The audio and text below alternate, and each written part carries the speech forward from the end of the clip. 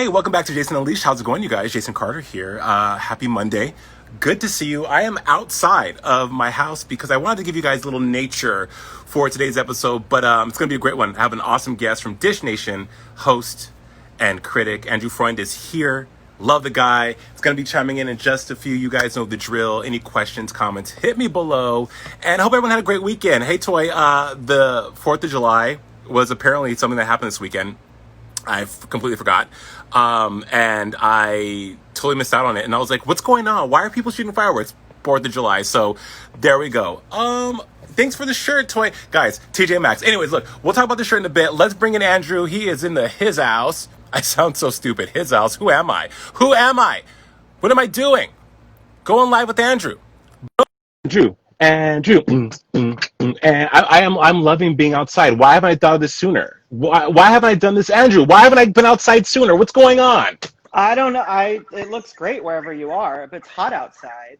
Well, I'm under a patio with horrible lighting. Let me show you my lighting setup because I'm trying to be illuminated, but this is that's that, and I'm still in the dark. But whatever. Good to see you, man. I don't have any lights on me whatsoever. This is just, natural. It's your natural essence. What are you, Twilight? What are you, Edward from Twilight? You just glisten in the sun? Oh, there's no lights on me at all. No, nothing. There's like 10 lights surrounding me all around. No, just kidding. Hey, man, I'm good. Thanks for being on Jason Unleashed. Huge fan. I'm glad we can make it happen. How was your 4th? It was good. I went to Rancho Mirage. So I was in Rancho Mirage like Thursday through yesterday, and it was incredible. It was unfucking believable. It was so nice. I saw your pull pic and you having a nice margarita. I was just thinking like, okay, man, read the room, buddy. Read the room. Socially distant. I was near nobody. So I was far away from everyone, but it was really nice to get out of here. Since I've been working from home the past 3 months, it's nice to, when you can get out. I feel that. I want to say what's up to everyone in the comments. Also, Brian Balthazar just said hi. Hey, Brian. Hey, Brian. Dude, Andrew, you are booked and busy, buddy. Let's talk. You said you're working from home. Let's just get into it. Dish Nation, I'm a huge fan. I watch every day. Love Dish Nation. I think it's incredible that you're on the show. It's such a great amalgamation and mix of all these really intense personalities, and then they throw you in there, and it's just one big bag of Skittles. How's it been for you? It's amazing. I mean, this fall will be I think it's my 6th season on the show. I'm pretty sure I don't remember actually. I think it's my 6th year on the show this fall. But it's great. We're kind of the only entertainment show we have all kinds of people on our show. We have gay people, we have Black people, we have Latino people. Mm-hmm. We're like a nice mix of strong opinions, but also entertaining. We don't take each other too seriously. We're not trying to be 60 Minutes. And I think our show is so different from all the other ones, kind of because of that. It is. I would agree 100% because, we can get our entertainment news from anywhere, right? We can get it from our phones. We can get it but something about Dish Nation that makes it so different is, like you said, it's a bunch of really opinionated people, but the way you guys deliver the stories, and you have the brat at the helm. I mean, come on, that's like legendary. Does Debrat ever rap her old school? Like, does she sing Functified to you at all? Or in the 6 seasons you've been on the show? Let's see. They've had me sing it to her before, so I had to sing it once to her when I'll go to Atlanta sometimes to co-host the show. But no, she doesn't. I don't think she's sung it on the show. She probably has, but I don't know. And then also this fall, Sherry Shepherd is joining our show.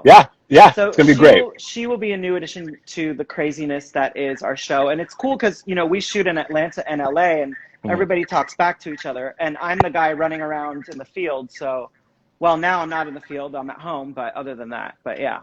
I think there's a lot of really great television magic that goes into Dish Nation. That's why it's so successful. Let's talk about you in quarantine, though, because everyone is trying to figure it out, right? Working from home, rediscovering themselves. For you, Andrew, what have you been rediscovering besides Rancho Mirage and a swimming pool?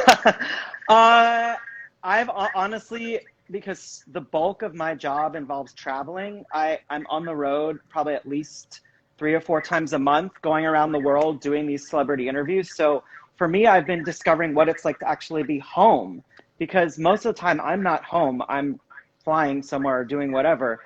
So it's been weird for me just being home this whole time. Yeah. And quite frankly, I'm sick of it. I wish I could be back out on the road. I feel that. I feel that. But you've interviewed, you do a lot of celebrity interviews for years. I mean, you've been in the biz for close to 20 years now with Critics' Choice. People come to you as a go-to when it comes to not only celebrity interviews, but pop culture from The Talk and every place, Wendy Williams, every place you've been on. Do you still get nervous interviewing people? I interviewed Halle Berry and was like, I needed a Xanax and some THC infused drinks. Like for yourself, do you still get the little butterflies now and then? It's weird because now that we're doing all these interviews on Zoom, I have bizarrely been getting nervous. I think just because it's different, and normally like when we do these junkets or if we'll do like another kind of just one-off interview, like you have time to kind of chit chat with the guest in the room. But when we're doing these Zooms, there's no time for chit chat. It's like you're in and you got to go like right away. So I have been getting oddly nervous, which I kind of find refreshing because I haven't felt that way for a long time. So it's been nice to kind of have those butterflies again. It is. It's like when something becomes a job and you do it over and over again, you kind of long for that, like you said, those butterflies, because it lets you know you're alive and actually present in what you're doing. Yeah. Yeah, 100%. Out of all the people you've interviewed, though, I mean, you've talked to everyone, Drew. You've talked to Harrison Ford, freaking Oprah. Who has been that one interview where you thought, cringeworthy? I didn't think I was going to go there, huh? Who was that cringeworthy interview that you've had? Because we've all had them. I've had several, but what's been yours? Like you mean an interview where I thought like I was bad, or like or like crickets? You couldn't get anything from somebody. It's funny. I get asked this question all the time. But I don't, I honestly wish I had a moment where I can't name a name, but Sure. I have a moment where I experienced diva-like behavior with someone who someone could perceive as a diva, and I got to actually see this person get mad at kind of people on their team. And inside I was like, this is amazing. I know. Like, Same. Everything I wanted it to be. And they just basically what happened is I was in San Francisco on a shoot, and it was a high profile person, and the guest walked into the room and was like, what is this lighting? Like, nope, and then they proceeded to bitch out, the team, and then they left, and then they had to fix all the lighting. But just to see that kind of like diva-ness come out, I was like, thank you very much. I really wanted to experience this. Yeah. Well, that's interesting you say that, because I mean, I would have been disappointed had I not, especially if that person has a reputation for delivering that type of behavior. It's almost as if like if you don't see it, then you're kind of like, damn, I missed Haley's comment again. It's if you don't experience it, then it's kind of a letdown. But I mean, like when you're able to talk to these people, and we're gonna get into you more personally in just a bit, but when you're able to talk to these people, do you sometimes sit across from yourself? I mean, Jennifer Aniston, Reese Witherspoon, you name it. Do you sometimes sit across from people and think like, they're just everyday natural people? Sometimes, but then no, because like they are everyday natural people, but they've got 10 other people in the room, giving them water, doing their makeup, touching up their hair, fixing their lights. Like, I mean, when you get down to it, yes, they are people, but just with more things and more staff to make them look better, kind of. But I don't take it for granted, and I love my job. I have the best job in the world. I'll never, ever complain about my job. If I ever find myself complaining, I stop myself, because I'm a lucky son of a bitch, and I have not a lot of stress, knock wood, so I'm happy. Well, you're very good at what you do, Andrew. The term critic, when people hear critic, they think negative, right? You are a connoisseur of movies. You review movies, you talk about movies, you live your life celebrating movies. Being a critic, though, what are some of the challenges? Because it's opinion based, and I'm sure that, and it's now more than ever, especially, there is an audience that's waiting to be pissed at you for saying that something isn't like La La Land was not good, okay? But what are some of the challenges you face as a critic? Uh, well, I mean, some of the challenges that I think that maybe some of my colleagues face are, I think that some people think if they don't review a movie well, they won't get invited, to the picnic, or Yeah. they won't get invited to the next interview, or they won't do this. But, then what's the point of being a critic? If you're not allowed to give your honest opinion, then you shouldn't be a critic. And so one of the things, I guess, that I think is most challenging is I've also worked on movies. Before I started on TV, I worked on movie sets. So I know no matter how shitty the movie is, there are a lot of people making this movie and a lot of people putting their lives involved Sure. to try to make it as good as possible. So, even if I don't like a certain movie, I also know the work that it takes to make one. So I still try to find something admirable about it. But no, of course, like, not every movie is going to be good, and I'm going to give my honest opinion. And at the end of the day, though, I do still think about all the people it took to make the film. Right. And that's such a nuanced approach to have about it, because I think a lot of people, especially in and outside of the business, don't realize exactly what it takes. I mean, I work on a TV show as well that's Emmy Award winning, and the love and the dedication that these people pour into it is otherworldly. It's otherworldly, but regular people who just go and consume the content don't really have an inkling as to all that's entailed. Speaking of movies, though, what is some of your favorite genres? Because I have movie critic friends, and they'll say, "Oh, I hate romantic comedies; they're useless." For you, what is like your favorite genre that you can't live without? I mean, I like the kind of Christopher Nolan type movies that are like kind of mind fucks that you're just like, wait, what? Like, and then you have to kind of go back and watch them more than once because there's so many things that happen and you don't know how to put them all together without watching it again. So I like the kind of cerebral, fucked up, crazy ass. Like, I can't wait for Tenet to come out. They keep pushing the release date back. They do. Yeah. I'm hoping it'll come out in August, but at this point, who knows? Look, I was waiting for Black Widow. What other movie was supposed to come out that was supposed to be life changing? So many, and I'm kind of mad, Andrew, at the straight to. You want to go and have that cinematic experience in a theater, right? And luckily for Netflix and all that, they're releasing these movies quickly. But it's like I'm no longer interested in watching them at home. Is that wrong? No. I mean, there's nothing like sitting in a movie theater and eating popcorn, and you have the energy of the audience surrounding you, and also it's just the excitement. I mean, I'm lucky enough that I get to see a lot of these movies before they come out. But when I get to actually see them, with an audience and not with other press people, it is like a feeling unlike no other. Like the weekend that Star Wars came out, I went to the premiere and stuff, but then I went and saw it again with an audience, and it's just no comparison. And also, these screens are humongous. The sound is ridiculous. So once, we're safely able to, and science can dictate we can, it'll be amazing to actually sit in a movie theater again. It's been, the last movie I saw was in January, and that felt like 5 years ago. No, well, it's par for the course, and actually on course for how people are feeling. I mean, we've only been in quarantine how long? What, 4 months now? 4 months since, but it feels like, I feel like I've aged 5 years in the last 4 months. Do you feel that way? I don't feel like I've aged, but I was talking to another colleague about this the other day, and that we're in this virtual world, and it's just bizarre. It is. And it's oddly like, I don't know how to explain it. It's oddly taxing, even though, I'm not doing heavy labor for my job or by any way means, but it's kind of draining on you just to be confined so much, especially like when I'm used to running around so much. It's very taxing. And also, I think it's the uncertainty of not knowing what's coming next. We work in a business where, yeah, there's ups and downs, there's lulls, there's slow times, but at least you have some kind of rhythm, I guess, and there's zero rhythm. I mean, you have to create your own rhythm out of nothing. Yeah. Even going to the gym, like, it's just,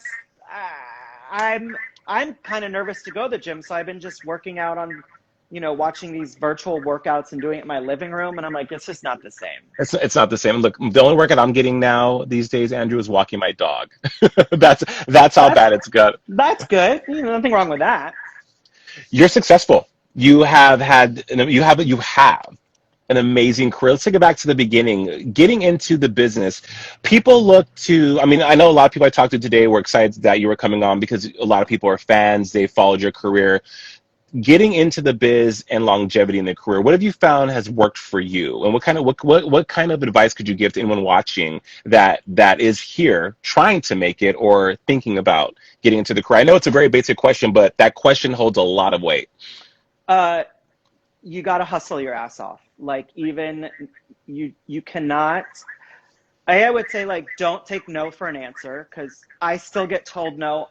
Literally last week, I've got told no a few times about something, and you've got to just hustle. You have to persevere, and you can't also take anything for granted. I think a lot of times people see hosts on TV and they're like, I could do that. Their job is so easy. They sit down, they talk to movie stars, they, go to fancy hotels, but you really got to hustle your ass off in order to get to that point, because there is, as you know, there is a line of people waiting to take your spot. 100%. And if you, mess up, or if you're not on the top of your game, guess what? You're out. This other person is going to come right in. So I think I would also say is never be complacent, because if you're kind of complacent and just starting to take things for granted, that's when you're kind of not at the top of your game. And it's kind of exhausting to constantly be hustling. But you look at some of these actors, like Jennifer Lopez, for example. Yeah. She still hustles her ass off. I know. And she's freaking Jennifer Lopez. So, and you can even, if you even look at kind of the business leaders of our times, like Tim Cook at Apple, he didn't get to be the CEO of Apple because he kind of just sat there and rested on his laurels. I mean, that guy is still hustling just to make Apple what it is, now, and all that kind of stuff. So I would say, like, try to stay humble, even though you're getting thrown a lot of crazy, your life may be nuts. Hustle. Don't take no for an answer, but also try not to be annoying, because a lot of times you're told no and you're like, maybe there's a way around that, but you also don't want to piss people off, which I've been guilty of doing. Well, what does that look like, though? Because I'm same, like, and I think that's where the rubber meets the road, Andrews, because you don't want to take no for an answer, and we are taught to always be ambitious, to go get it, to make it happen, to manifest all these things that incite and require us to be the creator of everything, which you should absolutely be the captain of your ship. But this business works like no other. This business is not like you go to college, get a degree, 4 years, boom, you're done. It's like it can happen at any time. There's so many different paths. So when you say don't take no for an answer, which I love, I think that's on the money, but go deeper into that. Like, is it about the follow-up? Like, what is not taking no for an answer? What does that look like? So, all right, I'll give you an example. So last week, actually, this happened twice within the last 2 weeks. I was going to do an interview for a movie, and one of the publicists was like, all right, you can do this interview, but you're not going to get the star of the movie. And I'm like, why am I here? I need the star of the movie in order to sell the movie and also air it on our show. So I could have just been like, all right, that's it. I'm done. But instead, I kind of went around someone and contacted somebody else and was like, hey, I've talked to this person before. We have a great relationship. And they were like, oh my God, we're so sorry. You're right. Our mistake. Of course, you can interview, X person. So that's kind of maybe a slight way of just, sometimes there's other ways to go around things. And also, a lot of times people, they're so used to just saying no that they might not know, I have a relationship with this actor or whatever. And of course, they'd want to talk to me because we already know each other. So I don't know, that's maybe a little example of that. But also, Oprah says your best asset is yourself. So you also have to believe in yourself and be willing to take a risk. Because, I could have also pissed somebody off when I did that. They could have been like, who does he think, what does he think he's doing? Like, I told this guy no, now he's asking somebody else, like, screw him. Yeah. So you also have to be willing to take a risk. So you kind of need to weigh your options. I absolutely, and so, and you know what, there's something exhilarating about that risk because if you're really passionate, I can't even talk today. What's wrong with me? Long weekend. When you're passionate about what you do, it's not it doesn't become a risk. I feel you on that. There was I was at a Hollywood Walk of Fame. You know those things where you show up.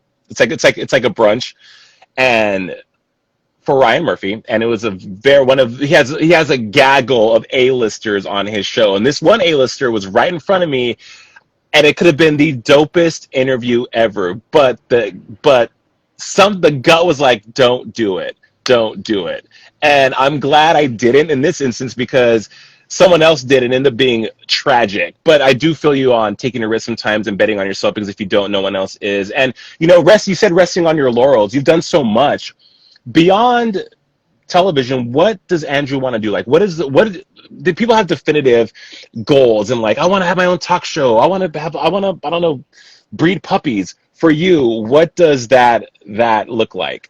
I mean, I think like every host will say like, I want the career of Ryan Seacrest, right? He's kind of the consummate host. But I mean, Mm-hmm. for me, I mean, I honestly would love to create and sell shows. Yeah. Not necessarily that I'm even hosting. I mean, I still always want to be on camera, but it would also be amazing to have a content creation company to sell and create content that speaks to me, that I'm into, because everyone's into all kinds of different things. And especially in the hosting world, you know, I feel like a lot of times people are like, well, I want to, you know, be on Entertainment Tonight or E or Dish Nation or whatever. But there's so many other things to do in our world besides entertainment news. Right. So for me, it would be kind of creating and selling content and have a production company where I could kind of explore those different things that I like. Also, what people don't realize too is that when you're talent in front of the camera, you're so much more replaceable and easily replaceable than when you're behind the scenes because it's this like, you know, we in the industry you talk to hosts and on camera talent and personalities and like, you know, it's fashion, pop culture, travel, all these things, and they really don't get the business of what it takes or what goes into arriving at what's broadcasted. Everything that happened up until your producer counting you in at 5, 4, 3, 2, 1. People don't understand all the steps that it took to have that 2 minutes of on air. You know, so I think a lot of talent really could benefit from doing the research and doing the homework on the behind the scenes because those people tend to stay employed a lot longer. Yeah, there's contracts, there's all that, but the producers, the EPs, showrunners, line producers keep a job a lot longer than the talent does. That's also another thing that I'm glad is I used to produce a lot. So I know actually like when I go and do an interview, I know what's kind of sound bites I need in order to make a good television package, Right. which is essential. Also knowing how to write well, Mm-hmm. because it's so important to be able to write coherently and ask good questions. And yes, I do have help. There's an entire team of producers on our show that help me. So I'm not taking full credit for any of that. But, you know, when it's just me and whoever, I have to be responsible what's coming out of my mouth. Mm-hmm. So, you know, sometimes a producer will write something for me and I'm like, I wouldn't say that. So I also want to be able to do a good job and come across well. So I'm happy that I know how to produce content myself because it is invaluable in terms of doing these interviews. The best hosts are the best producers. And I working at ET and working at different places, I've seen that, and it's true. And so thank you for touching on that because that's a question I get is like, how do I become a better host? Like, what do I do? And I think that learning all aspects of the business are only a feather in your hat. Let's take it back to Dish Nation because I mean, it's the bomb. And look, I don't mean to fangirl, Andrew. I'm sorry. I normally don't fanboy or fangirl, but it's just such good television. Portia, Kramer, Heidi, everyone. Who cracks the most jokes, I either on mean, set or remotely. So I go to Atlanta sometimes and I shoot the show with the cast, and Gary, who's on our show, is very, very, very hilarious. Like I don't know half the things that come. Sometimes I don't even understand half the things Gary says, but he's hilarious. Also, Frank and Heidi, because Frank and Heidi have been working together for over 20 years, so Yeah. their back and forth is. I mean, I could listen to them go back and forth all day long. It's so organic. It's you can't like that chemistry is. I mean, look. Yes, they're not married, but they would be the ultimate married couple. Like the ultimate well, in love, and the ultimate like get along. We are like couple goals. That because their chemistry is just that good. yeah. I mean, Heidi is a lesbian, so I know. sadly they'll never be married. It'll never happen. No, but also Portia. When I go to Atlanta and I work with, I mean, obviously she's on TV doing housewife stuff, but some of the stuff that comes out of her mouth, I'm like, where the hell did that come? Like, where did that come? And I'm sitting there, I'm like, this is fucking amazing because she's so. And they're all great. I don't have one bad thing to say about any of my coworkers. Everyone contributes their own kind of thing to the pot. And it resonates on camera when you watch. You could tell you guys all get along. When you talk to Portia, does she ever does she ever dish on the Housewives? Stupid question, but people want to know. Inquiring minds want to know. Does she be like, last week Eva pissed me off and didn't make it to the show, but this is what happened? Yeah, I mean, because I watch Bravo, so I'm a fan of all those shows. So yeah, sometimes I'll ask her. Or I think the last time, before they went on the Greece trip, Mm-hmm. she had just come back, and I was like, what? Like, what happened on the Greece trip? And then she'll spill some tea. She doesn't give away everything. She saves some for the show. But yes. Anything you want to know about Housewives, she would be happy to tell you and talk to you about for sure. I can't get enough. Yeah. All right. So you guys are you're still filming the show, but you're filming remotely, right? Yeah. So it's weird. Like Heidi and Frank are actually in studio here in LA. I am home. And then everyone at Atlanta is not back in studio yet. Well, actually, wait, no, I take that back. Brat is in studio. Headcrack is home. Portia is home. Chewy is home here in LA. And so, yeah, everyone's kind of just figuring out what's going to happen. No, we don't really know what's going to happen. Everything's changing day by day. Shout out to Chewy Martinez. Love the guy. He's a friend of the show as well. Obviously, we are in a time of civil unrest. We are in a time of activism. We're in a time of hyper-awareness, hyper-vigilance.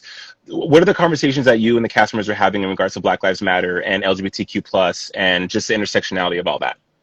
I mean, it's funny. It's not so much that I'm having these conversations with everyone on the show, but I'm having these conversations with my other white friends, because at least for me, I think it would be one thing for you to talk to me about Black Lives Matter, and of course, like, I would listen to everything you have to say, but I feel like it has to start with other white people having these difficult conversations, because we have to also rise up with everyone and help make this change. And what I'm finding, and I'm not sure what you're finding on your side, is that some people aren't speaking up. And I'm like, you have this platform, you and I know people that have huge social media platforms, and they're not fucking talking about this. And I'm like, this isn't a political issue. This is more like a human rights issue. Mm-hmm. And the fact that you're not talking about it really bothers me. It really pisses me off. And so the conversations that I'm really having are with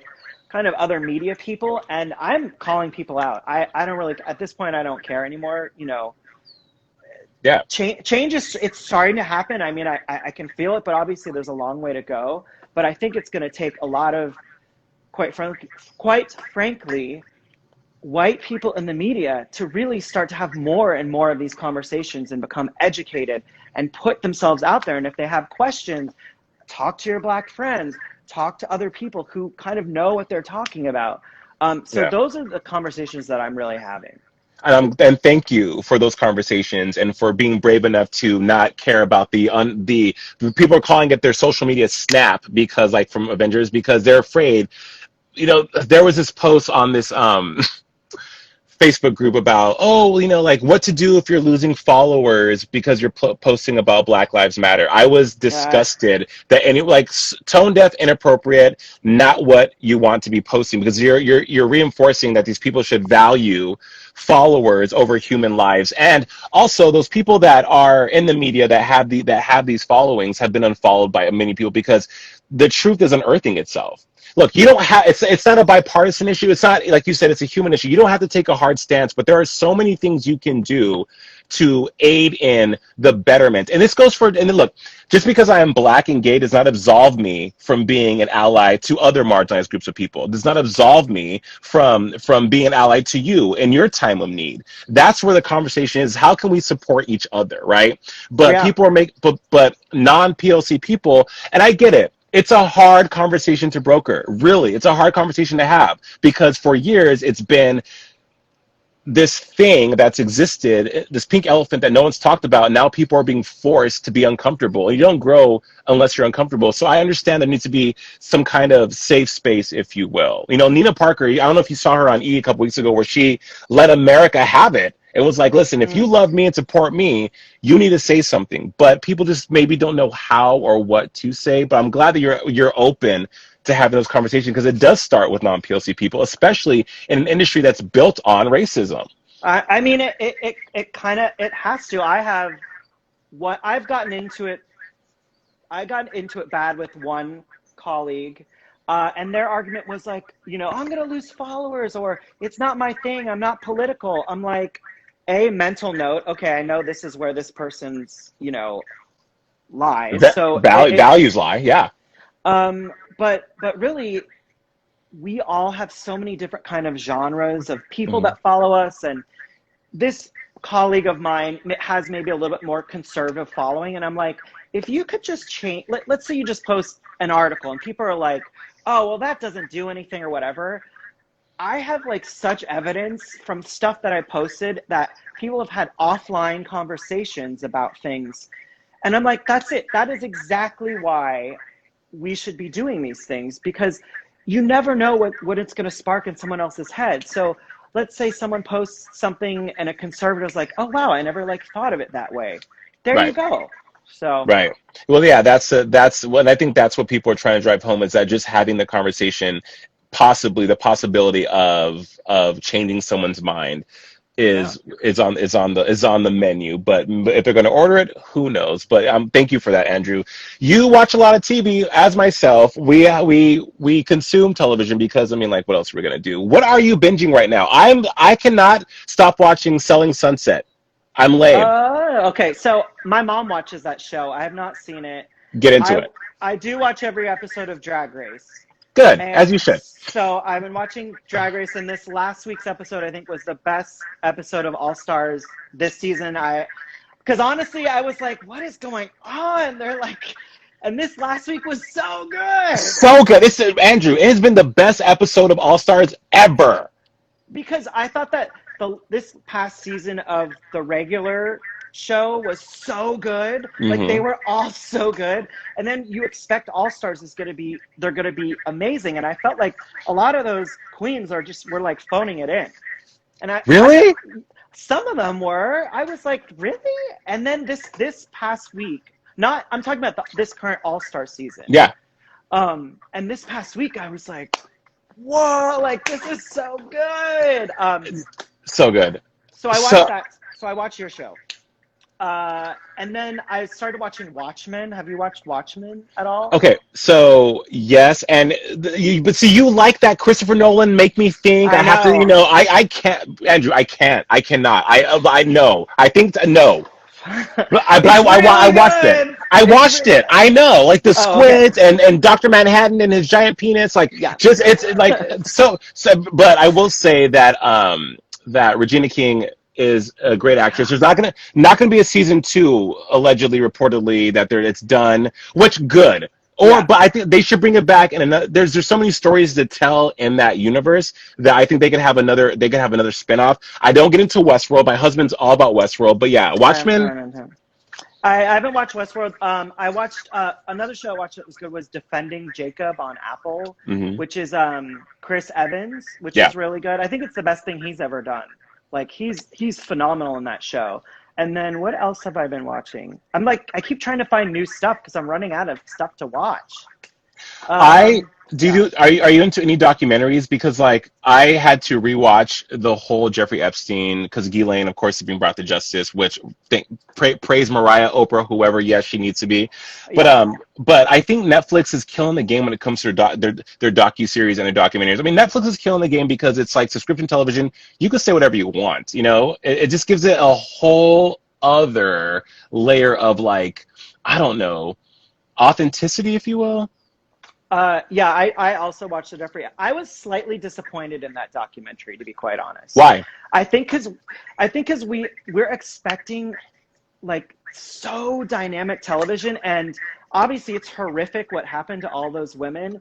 But I thought that the way that they told the story was kind of, I don't know. I guess I was just expecting a little more pizzazz or a little more oomph to it. It was Mm-hmm. basically like they lined up the facts, but I didn't really learn anything new that I didn't already know just from having read about the story for so long.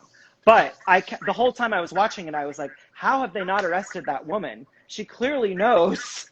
Mm-hmm.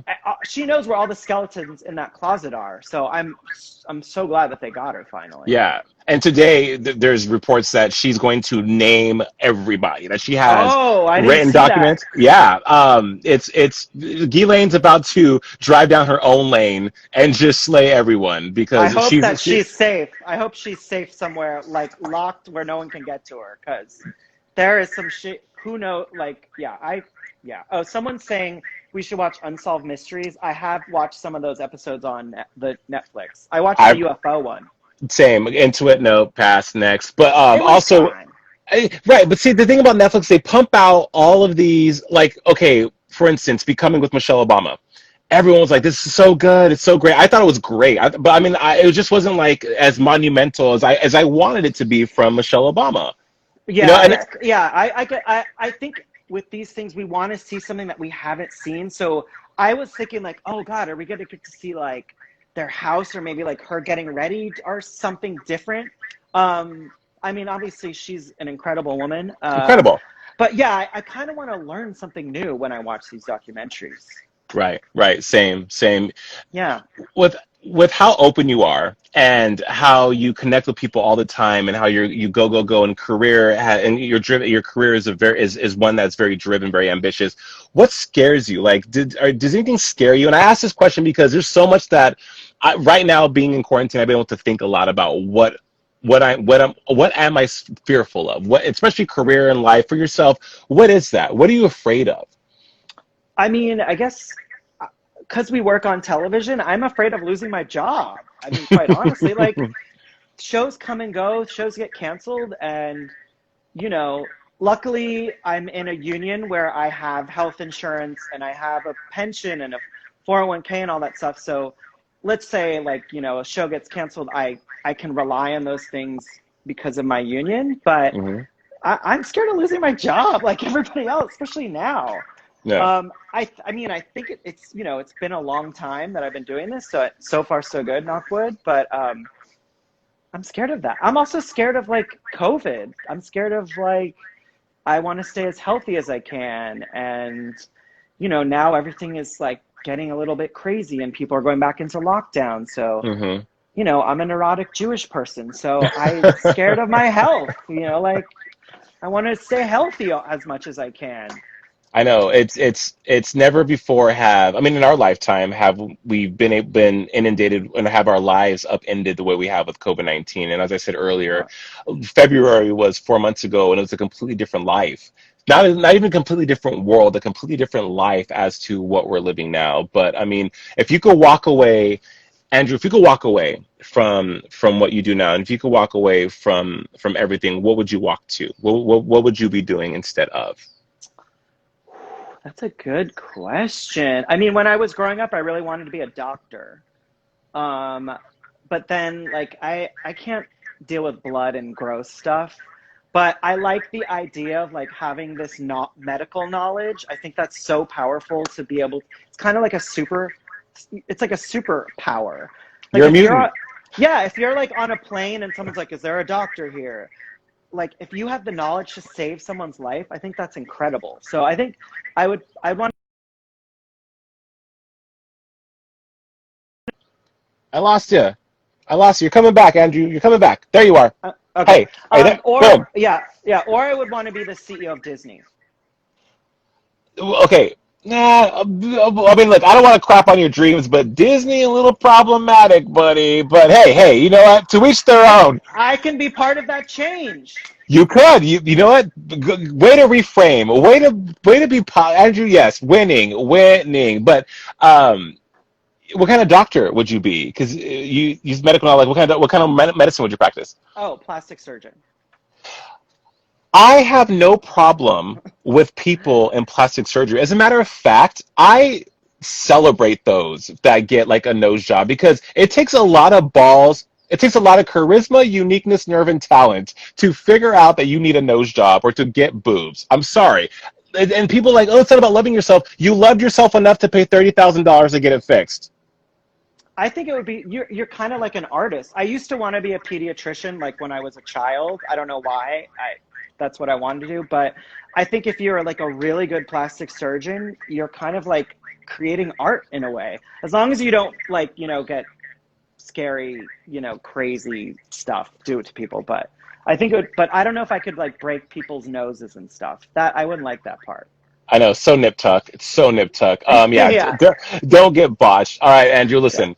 I have enjoyed every second interviewing you and talking to you today. You're super, super cool. Lots of fans. So, okay, we can watch you on Dish Nation every day. No, I'm on, it depends, 2 to 3 days a week. It depends on the week. It depends what we have going. This week you can watch me, what am I, Thursday and Friday, I'm going to be sitting down with Charlize Theron on Friday. And then Thursday, I'm going to be sitting down with Andy Samberg. So you can watch those 2 interviews this week. Love it. Bucket list interview. Go. Oh, that I haven't done? I mean, my interview I always want to do is Oprah. And I And got to interview a couple times. we know. Yeah. But okay, so beyond Oprah. Beyonce. Never ever met Beyonce. I would love to interview Beyonce. I think that would be. I think she has a lot. Oh, Beyonce and the Queen of England. Okay, so both would be really hard interviews because both don't talk a lot in interviews at all. At They all. both. They don't do interviews at all, basically. Well, Beyonce did that one for Disney where she's like, "Yeah, I made this album." It was No, that's not. That's an EPK. That's not an right. interview. That's yeah. No. Do you remember Good Morning America billed that Beyonce exclusively on Good Morning America? And then she's like, "Yeah, I did this movie. Thanks, bye." No, and then yeah, they also said they were going to do a Meghan Markle interview, and they never did. So I think a lot of times, like some of these shows, they'll try to air these promos of like for the Meghan Markle thing. They were hmm like Meghan Markle interview. She never did an interview. They used appropriated footage from like a Disney handout. So I know, criminal. But guess what? People waited with bated breath and tuned in and retweeted and YouTubed and did it all. So yeah. I'll never understand the royals, although she's no longer a royal. But okay, so we got to be on Dish Nation, and then also, guys, go head over and check out his YouTube channel, interviews, fun stuff. I watched all weekend long, Andrew, Oh my and also. God, I'm sorry. I'm so sorry. No, it was great to see like your hairstyles change and how like your hair's coiffed one way and like you the evolution of you over the years is really cool to watch. And also they can follow you right here on Instagram. Right here. I'm here every day.